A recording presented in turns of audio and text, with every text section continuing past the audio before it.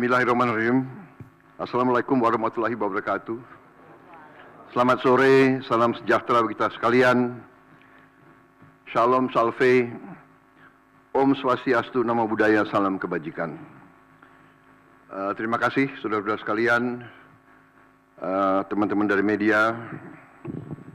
Saudara-saudara sekalian, sore hari ini dari sejak jam 3.50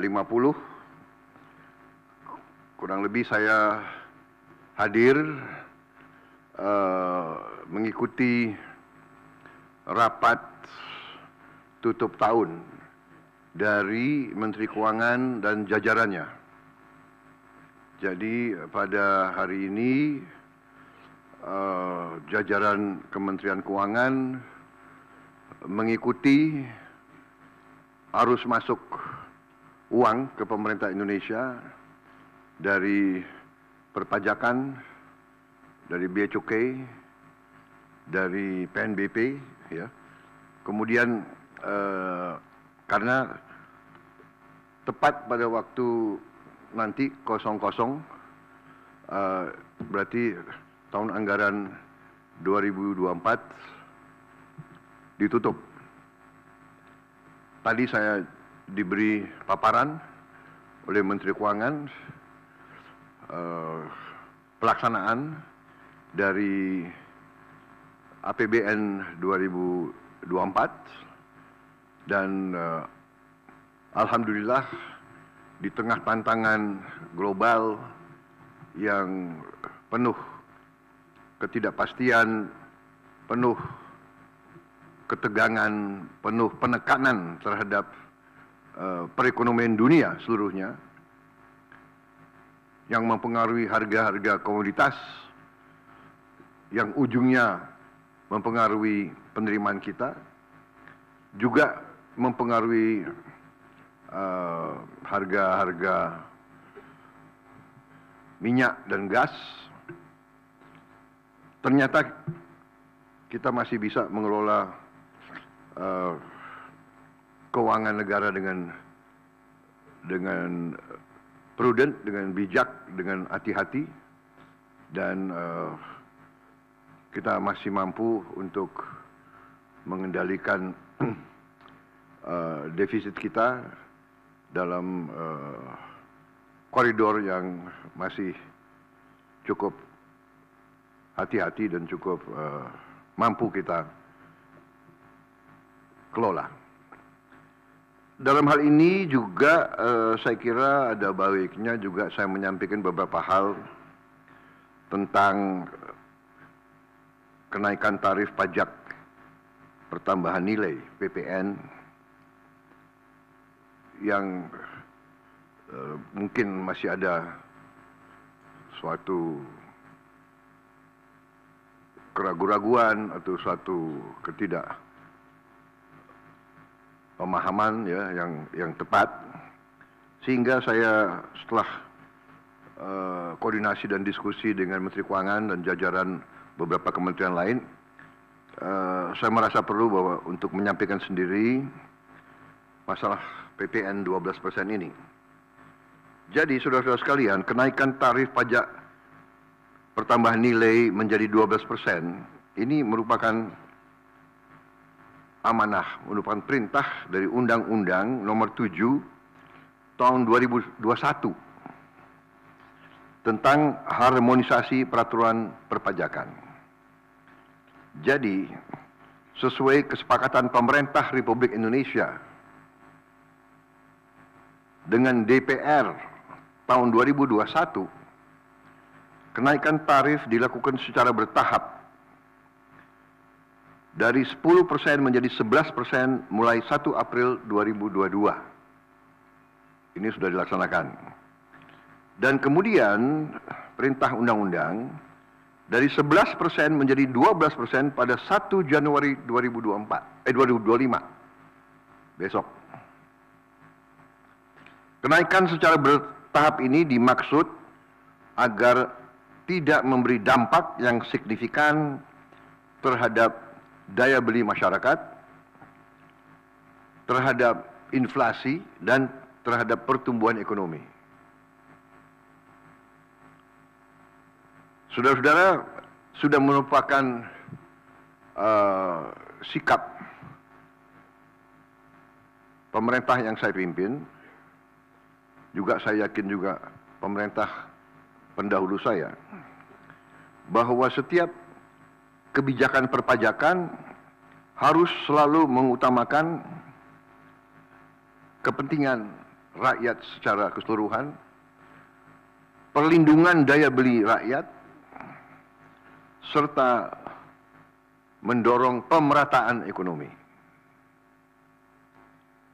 Komitmen kita adalah selalu berpihak kepada rakyat banyak, berpihak kepada kepentingan nasional, dan berjuang dan bekerja untuk kesejahteraan rakyat. Karena itu, seperti yang sudah saya sampaikan sebelumnya dan telah berkoordinasi dengan DPR RI, hari ini pemerintah memutuskan bahwa kenaikan tarif PPN dari 11% menjadi 12% hanya dikenakan terhadap barang dan jasa mewah. Ya, saya ulangi ya supaya jelas. Kenaikan tarif PPN dari 11% menjadi 12% hanya dikenakan terhadap barang dan jasa mewah. Yaitu barang dan jasa tertentu yang selama ini sudah terkena PPN barang mewah, yang dikonsumsi oleh golongan masyarakat berada, masyarakat mampu. Contoh, pesawat jet pribadi itu tergolong barang mewah yang dimanfaatkan ataupun digunakan oleh masyarakat papan atas. Kemudian kapal pesiar, yacht, ya, motor yacht. Kemudian rumah yang sangat mewah, yang nilainya di atas golongan menengah. Artinya, untuk barang dan jasa yang selain tergolong barang-barang mewah, ya, tidak ada kenaikan PPN, yakni tetap sebesar yang berlaku sekarang, yang sudah berlaku dari sejak tahun 2022. Ya. Untuk barang dan jasa yang merupakan kebutuhan pokok masyarakat, yang selama ini diberi fasilitas pembebasan atau dikenakan tarif PPN 0%, masih tetap berlaku. Ya, saya ulangi, barang dan jasa yang merupakan kebutuhan pokok masyarakat,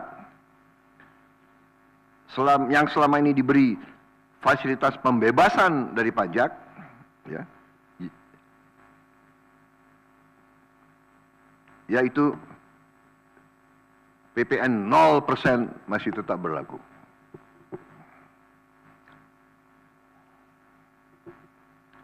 Pemerintah telah berkomitmen memberi paket stimulus. Ya. Nilai stimulus itu adalah 38,6 triliun. Seperti yang pernah diumumkan sebelumnya.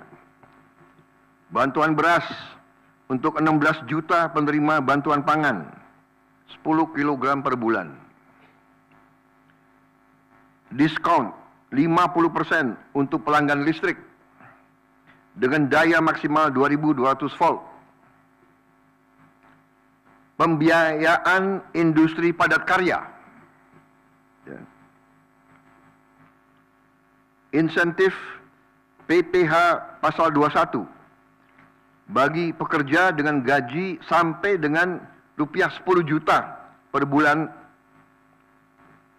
Kemudian bebas PPh bagi UMKM beromset kurang dari 500 juta per tahun dan lain sebagainya. Jadi paket stimulus ini nilainya semua adalah 38,6 T.